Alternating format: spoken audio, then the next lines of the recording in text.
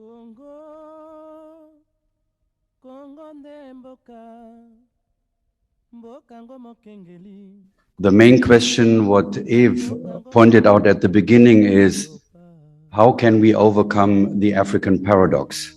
And what can we do in order to make sure that everything what is here available in the continent, that it is used for the sake of the continent and the people of the continent. The sand from the pit. From the pit? Yeah, now they coming with it out. Claude was referencing to the Kimberley process. And I'm very happy to announce today that the US ambassador, J.D. Bindenagel, who managed to bring the Kimberley process to a success, that at least the diamonds which exist in Africa can be sold at a market price, that he is willing to come to Kinshasa and do it one more time.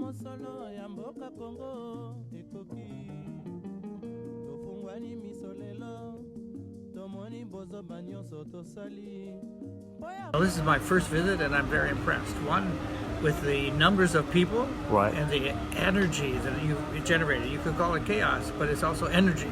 Right. And that energy is really very exciting. Right. And now I'm delighted to talk to people about that project, a very interesting project Right. that will be for the benefit of not only the Congolese, Right. but also as an example for others Right. to share the wealth of the mineral resources and other resources they have with the people.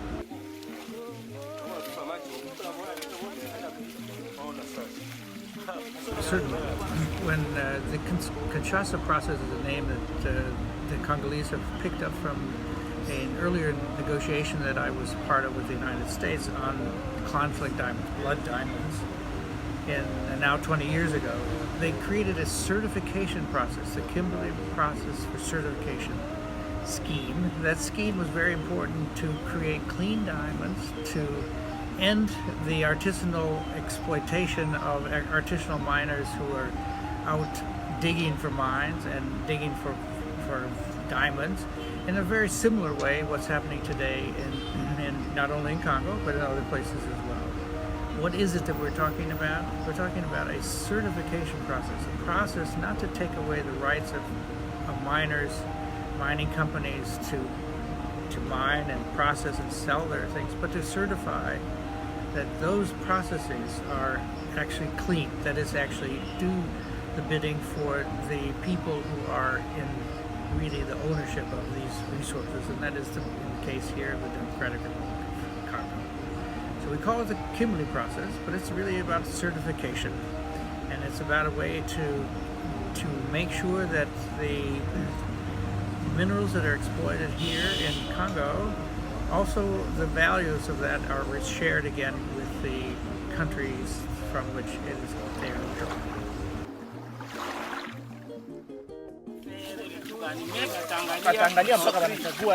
So there are really three aspects to having a certification system, a certification scheme that works.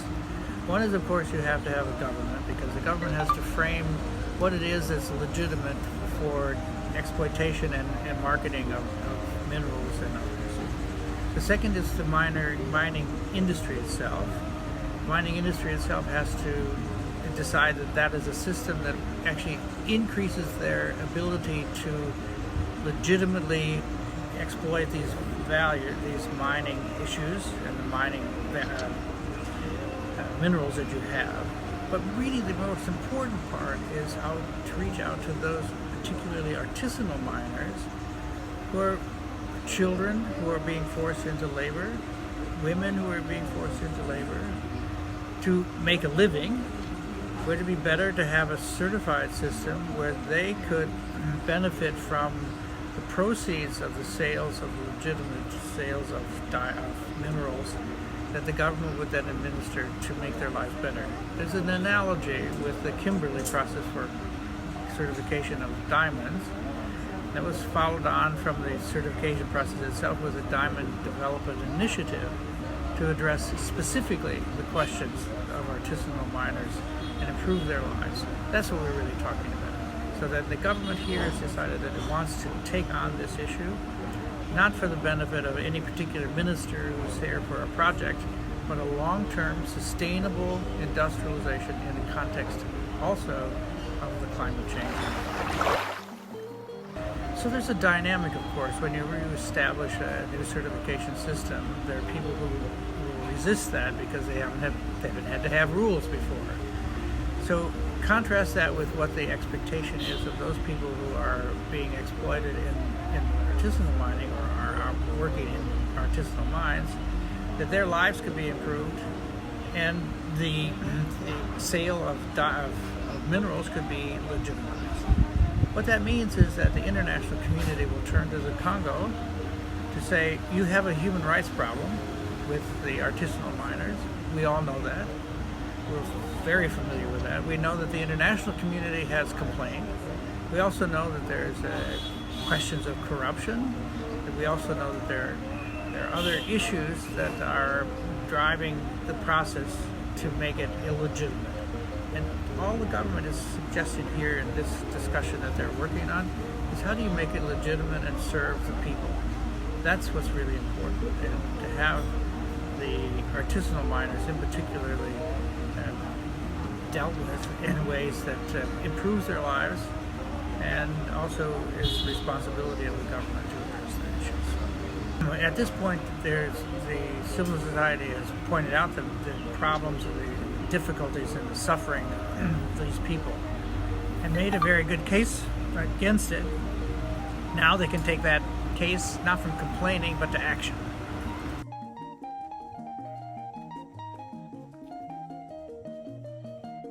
Kilograms is too heavy, but because of life. That's not an easy process, but really the important point here is this is not a project. This is a systemic change. And again, let me draw the analogy with the Kimberley process. 20 years ago, the sale of illicit diamonds was somewhere around 4 or 5% of the market. Today it's less than 0.4% of the market, and the lives have greatly improved. And I would argue that the best example from my point of view is the country of Botswana. What Botswana has done is recovered the value of those diamonds and taken the government's participation and its share, invested in the infrastructure of the country and in the education, because the most important resource is frankly not cobalt and lithium and all those minerals. It's actually the people. And the people, what Botswana did was invest in the people, and I sense that that's what the government here wants to do, invest in the people.